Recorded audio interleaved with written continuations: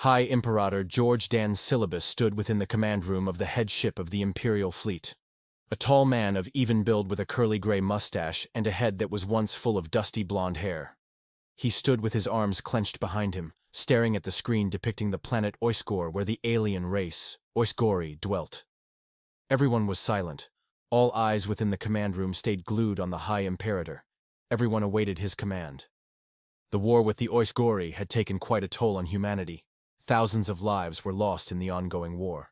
Our only hope had been to find their home planet, of which we had successfully done. And now, with a simple command, orbital bombardment would ensure our enemy were no more. A span of moments passed, and the High Imperator just stood there looking at the planet with this distant look to his eye, as if he was reminiscing of what it would be like to swim the beaches of Oixgor, or the smell of the malole trees the Oixgorii were famous for. Sir? The assistant imperator asked. A short man with a potbelly and fingers that never could stay still. He fidgeted said fingers before himself as he observed the High Imperator. We are awaiting your command to begin orbital bombardment. Yes, I know that, George replied. I'm just thinking about how many Oixgorii are on that planet. Roughly 16 billion, sir. The data analyst answered while touching her glasses up the bridge of her nose. George whistled. Wow, that's a lot of Oixgorii. Why are we doing this again? Sir. The assistant imperator started. The Oixgorii are our enemy. They have killed countless humans. Okay, so have we done the same to them, right? I mean, this whole war started over what? Why did this war start? They wanted Earth's resources, sir, the data analyst said. Be specific. What exact resource did they want? Water from our oceans, the data analyst answered. The High Imperator nodded. Salt water. They have oceans. But it's all fresh water, yet they need salt. It's valuable to them. And if there's one thing Earth has plenty of, it's salt. And we refuse to give it to them, refuse to sell it to them. And war somehow sparked from all this, and now here we are, above their planet with several orbital bombarders trained on them. I'm just trying to retrace my steps, figure out how it is I got here. Sir, just give the command and our enemy will be no more, the assistant imperator said. Yes, but then what? 16 billion of a species will be dead and we'll be alive, and will that close the chapter? You know it won't stop there. Something will happen in future on of my children. His children will find themselves in this very spot where I'm standing, and then they'd be faced with the same decision I have to make, only it won't be against the Oixgorii. It'll be another alien species, and I don't want that.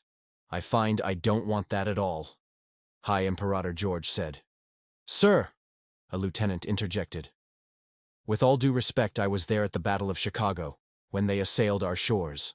My brother died beneath their pulse rifles, and my father lost his legs to their pulse grenades. They did not stop advancing over our dead. This is our chance to fight back, to avenge our fallen.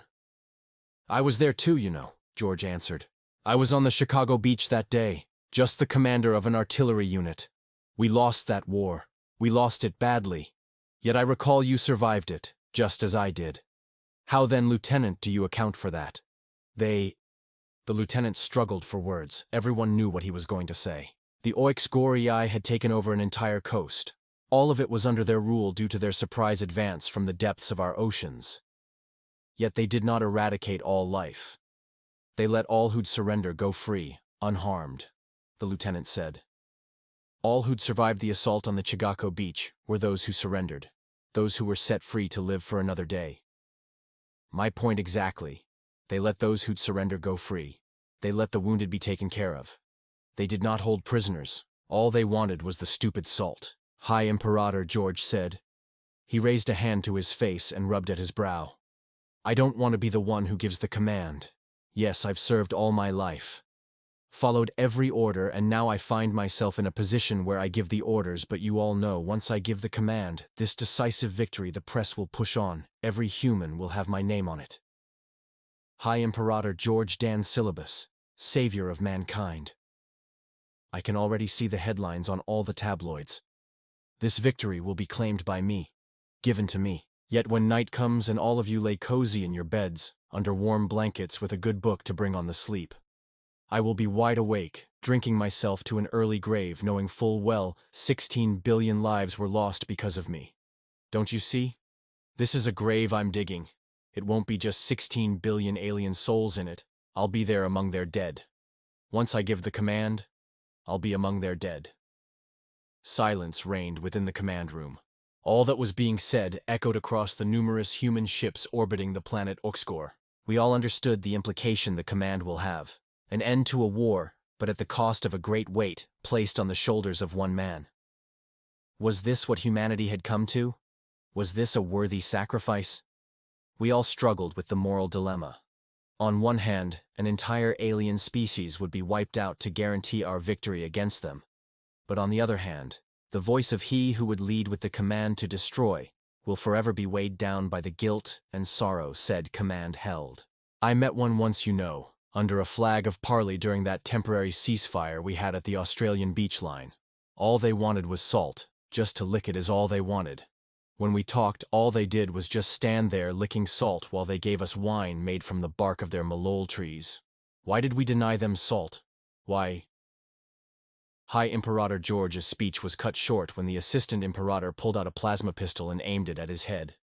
You are unfit for duty. Relinquish command to me right this instant, the assistant imperator said. The guards flanking the High Imperator made to eject their pistols, but the High Imperator waved their hands down. You'll be the hero you always wanted to be, George said. Relinquish command to me. Oh, you'll have the fame and the glory, but you'll understand the cost one day. And when that day comes, reach out to me, tell me whether it was worth it. Give me the fucking comma. You have full command, Assistant Imperator, High Imperator George said. The Assistant Imperator turned to the screen. His insignia changed from purple to green, showing he was the highest-ranked official in space, while George's insignia changed from green to a dull yellow, the mark of one who has been relieved of duty. The Assistant Imperator issued the commands for the bombarders to charge. In a few moments the heat rose noticeably within the ships as the charges vibrated through metal, the tips of the bombarders shining brilliant lights that indicated they were ready to be fired. Now came the command to fire. All turned to the Assistant Imperator, who just stood there, staring at the screen. A moment passed, then two. His hands twisted and turned, his fingers dancing, his arms crossing and uncrossing. He stared at the screen, a thin sweat sheathing his brow. Fire! He gave the order. We watched with awe as orbital bombardment took place. Bright white light emanated from the ships. Then the light split upon hitting the atmosphere of the planet and caught flame. Orange fire tore through the sky, and when it met land, an explosion rocked the planet to its very core. We watched as a storm of fire engulfed the planet, raising the temperature to over 1,000 degrees, melting everything on the surface of the planet Oixgor.